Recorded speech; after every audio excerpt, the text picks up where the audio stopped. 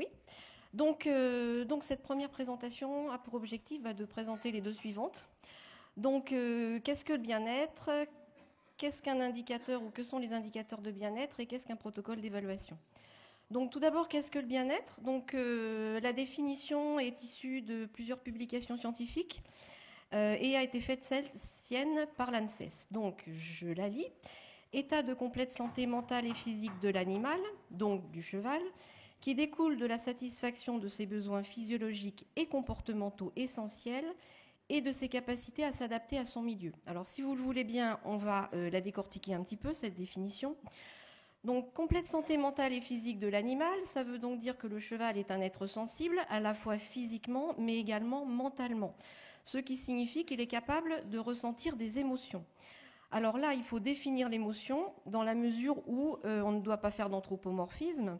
Donc, qu'est-ce qu'une émotion?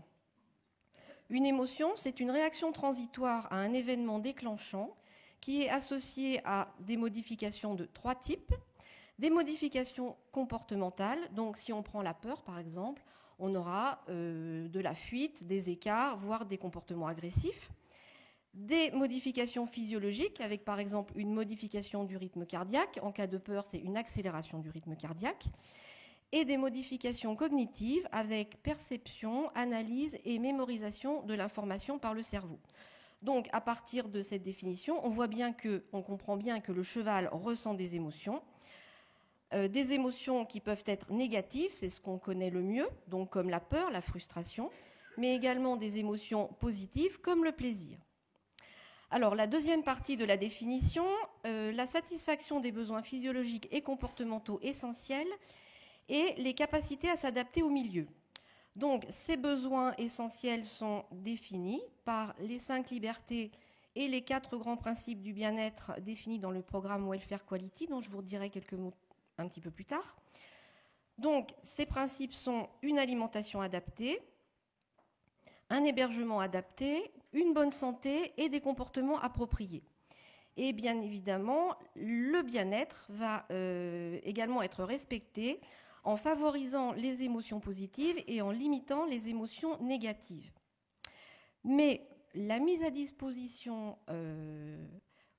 du cheval de conditions d'environnement satisfaisantes en matière de bien-être, c'est pas ça le bien-être. En fait, ça, c'est la bientraitance que l'on va pouvoir mesurer à l'aide d'indicateurs environnementaux. Là, on commence à aborder les indicateurs. Le bien-être, en fait, c'est la façon dont le cheval va percevoir et évaluer cet environnement que l'on met à sa disposition à travers ses émotions et ses états émotionnels. Et ces émotions et états émotionnels sont modulés par de nombreux facteurs. Donc là, j'en ai cité quelques-uns. L'âge, notamment, les jeunes chevaux sont plus peureux que les chevaux plus âgés. L'état physiologique, l'état de santé. On sait par exemple que des juments suités vont être moins sensibles à certains stress que des juments non suités. Le tempérament, qui a une composante génétique, mais qui va également dépendre des expériences passées. Les capacités d'adaptation de l'animal et le stress qui va avoir un effet négatif sur la perception de l'environnement.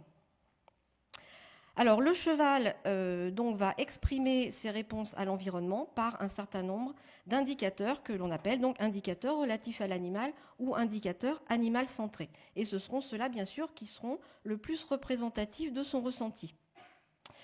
Alors, qu'est-ce que le bien-être? Donc, on va le définir un petit peu plus précisément et vous allez le revoir dans toutes les présentations suivantes. Donc, selon le Welfare Quality, donc le Welfare Quality, en fait, c'est le premier projet européen de référence qui a été mené afin de mettre en place un outil d'évaluation globale du bien-être, mais pas chez le cheval, là, dans les élevages de bovins, porcs et volailles. Et bien sûr, c'est adaptable aux chevaux. Donc, les 4 grands principes sont déclinés en 12 critères. Donc, pour l'alimentation, c'est l'absence de faim prolongée, l'absence de soif prolongée. Pour l'hébergement, c'est le confort pour le repos, le confort thermique et la facilité de mouvement. Pour la santé, c'est l'absence de blessures, de maladies et de douleurs, dont celles qui sont causées par l'utilisation.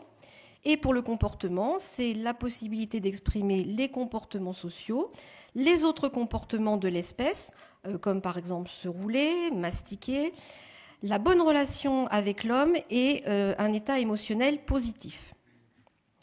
Alors, comment évaluer le bien-être donc, à l'aide d'indicateurs? Donc, comme je vous l'ai indiqué, on a des indicateurs relatifs à l'environnement, comme par exemple la mise à disposition d'une eau propre, et les indicateurs relatifs à l'animal. Donc là, on en a plusieurs.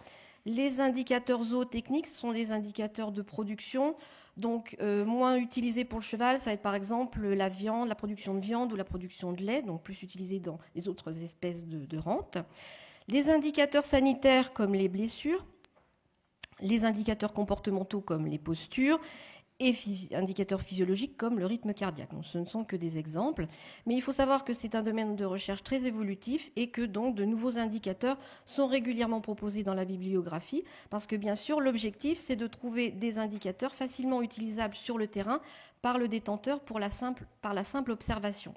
Donc là, j'en viens également au fait qu'il existe donc différents types d'indicateurs, des indicateurs facilement utilisables par le terrain, donc par la seule observation, et des indicateurs qui seront plus utilisés dans les domaines médicaux ou dans le domaine médical ou expérimental, comme un rythme cardiaque ou un taux de cortisol dont vous a parlé Léa ce matin. Donc ensuite, pour évaluer le bien-être, on ne va pas utiliser un seul indicateur, puisque le bien-être, c'est multidimensionnel, mais plusieurs indicateurs que l'on va regrouper dans un protocole d'évaluation du bien-être.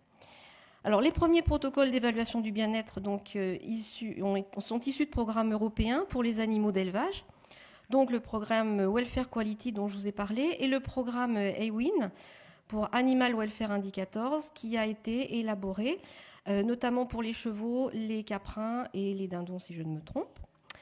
Donc, pour les chevaux, il existe actuellement 2 protocoles qui sont issus d'une recherche plus scientifique. Le protocole donc, de l'université de Wageningen qui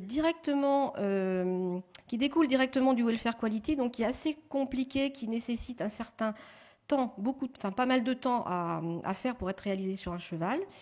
Et le protocole AWIN, donc, dont il existe une version pour les chevaux éditée en 2015 et une version pour les ânes également éditée en 2015.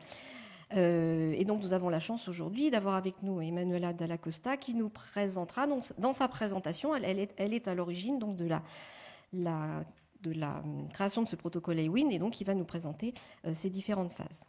Alors il existe d'autres protocoles, notamment un protocole qui a été élaboré par l'Association des vétérinaires équins français en collaboration avec l'équipe de Martine Hausberger au CNRS et qui est utilisé notamment avec la Ligue française de protection du cheval pour la détection des cas de maltraitance. Il existe également des protocoles pour les équidés de travail, mais là que l'on peut trouver dans des publications scientifiques. Donc les équidés de travail, c'est plutôt les équidés des pays en voie de développement qui sont utilisés pour le transport de marchandises, de personnes, les travaux agricoles et pour lesquels effectivement il y a un certain nombre de problèmes. Et pour le cheval au travail, donc que ce soit le cheval monté, attelé, il n'y a pas de protocole aujourd'hui qui intègre les indicateurs adaptés, mais on dispose d'indicateurs, je dirais, qui ne sont pas encore intégrés dans un protocole. Alors maintenant, je vais vous donner quelques exemples d'indicateurs pour que vous voyez d'un petit peu plus près ce que cela concerne. Donc j'ai choisi par exemple l'indicateur relatif à l'alimentation adaptée. Donc celui qui est le plus utilisé actuellement, c'est la note d'état corporel, donc, qui est réalisée à la fois en premier lieu par examen visuel, puis par palpation de l'importance et de la consistance donc, des dépôts adipeux sous-cutanés, donc en 6 ou 7 régions du corps du cheval. Donc il faut quand même une petite formation pour pouvoir utiliser pour pouvoir le réaliser. Et donc en fait, donc il y a différentes grilles en fonction des différents pays. Donc nous en France, on utilise une grille qui va de 0 à 5. Donc il y a une note qui est attribuée pour chaque zone et au final, on a une note globale. Donc 0, c'est le cheval émacié et 5, c'est le cheval obèse. Et à savoir que donc, sur le site de l'IFCE, dans la rubrique connaissances, il y a une application que vous pouvez récupérer sur mobile et tablette donc pour calculer l'état corporel de votre cheval. Alors on peut également peser le cheval, donc ça à l'occasion d'une visite chez le vétérinaire par exemple, et on peut utiliser également une formule barymétrique qui n'existe pas pour tous les types de chevaux. Donc là par exemple je vous ai mis celle qui est utilisée pour le cheval de selle, donc qui utilise 2 mesures. Le périmètre thoracique, on mesure avec un mètre de couturière, et la hauteur au garrot, et à partir de là, on a un poids à plus ou moins 25 kg près.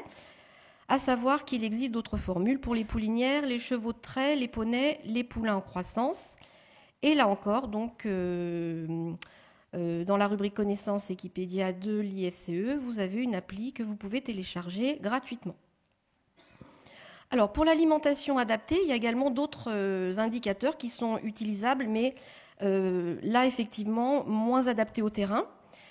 Alors, un indicateur environnemental, c'est la disponibilité des fourrages. Donc ça, c'est adapté au terrain. En fait, c'est la quantité journalière de foin ou d'herbe qu'on va donner au cheval. Donc, si il s'agit de foin, c'est en moyenne 2% du poids du cheval en matière sèche. Donc, ça représente pour un cheval de 500 kg, 12,5 kg de foin. Donc bien sûr, ça dépendra, ce sera adapté, on adaptera la quantité concentrée en fonction de cela. Et également le temps d'alimentation, c'est-à-dire qu'un cheval ne devrait pas passer plus de 6 heures sans manger. Le fourrage à disposition est donc la meilleure solution. Mais bien entendu, là, c'est un indicateur environnemental, donc on ne sait pas si le cheval va bien rentabiliser cette quantité de fourrage. Et puis, au niveau plus expérimental, on trouve aussi dans les publications un nombre de coups de mâchoire.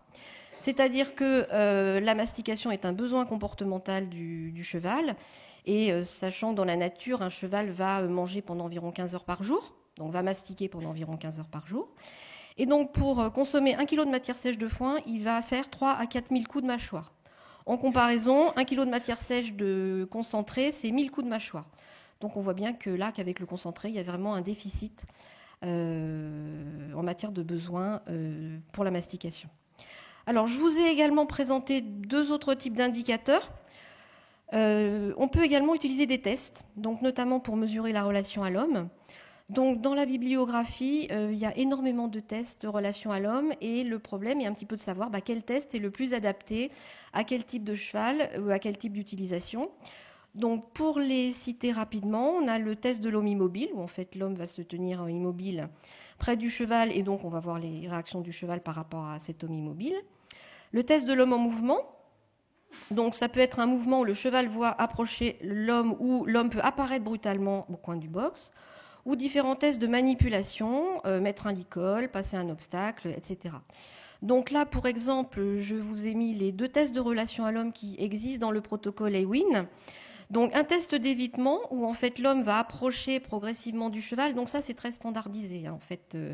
Pour qu'on ait bien des mesures standardisées entre les différents chevaux. Donc, il commence à 2,50 m de la porte du box, il a le bras à 45 degrés par rapport au sol, il avance d'un pas par seconde. Et donc, on va voir si le cheval a des signes positifs ou négatifs par rapport à l'homme. Et le test d'approche volontaire, donc c'est la poursuite de ce premier test, mais en fait, l'homme va se positionner perpendiculairement à la porte du box et va actionner la porte du box. Et là, il y a 3 types de réactions possibles pour le cheval, signe positif, négatif ou pas d'intérêt. Et là, on va mettre en évidence un mal-être plutôt associé à la présence de l'homme. Et alors également, je voulais vous dire 2 mots des indicateurs physiologiques, donc qui sont plutôt utilisés dans le domaine expérimental ou médical. Donc par exemple les constantes cardiaques, avec le rythme cardiaque, donc nombre de battements par minute, et la variabilité de ce rythme, et le rythme respiratoire. Donc ça, c'est utilisé dans le cadre médical. Les taux de cortisol, dont on a vu qu'ils peuvent mesurer le stress, mais également l'activité physique et les émotions. La température à la surface du corps par thermographie infrarouge, qui est mesurée par exemple au niveau de l'œil ou de la peau. Donc là, vous avez une image qui représente un œil. Donc plus c'est rouge, plus c'est chaud. Et donc là, il y a quelques publications qui montrent par exemple que cette température au niveau de l'œil, elle augmente en cas de stress, d'activité physique pour le cheval au travail. Et au niveau du chanfrein, elle diminue. Et ça, c'est associé à une réduction de la circulation sanguine en cas d'utilisation de museroles trop serrées. Alors les perspectives, il y a également la possibilité de mesurer les ondes cérébrales. Donc ça, ce sont également des études qui sont menées par l'équipe du CNRS de Rennes. En fait, l'intérêt, c'est que ces ondes sont mesurées à l'aide d'un électroencéphalogramme, mais sur un cheval mobile et éveillé. Et donc, il n'y a aucune intrusion, c'est-à-dire que l'électroencéphalogramme est posé directement sur la peau du cheval. Et donc là, effectivement, ce sont des perspectives très intéressantes pour évaluer l'attention et l'éveil. Et alors là, j'ai mis entre parenthèses, avec un point d'interrogation, peut-être pas un jour, les émotions. Donc voilà, cette diapositive n'est pas du tout anodine. En fait, ce cheval est attentif. Et en fait, l'équipe également du CNRS de Rennes propose comme indicateur l'attention du cheval, à la fois comme bien-être vis-à-vis de son environnement, mais également vis-à-vis de la relation à l'homme. Et en fait, comme vous avez été très attentif, je suppose que vous êtes en état de bien-être. Je vous remercie pour votre attention.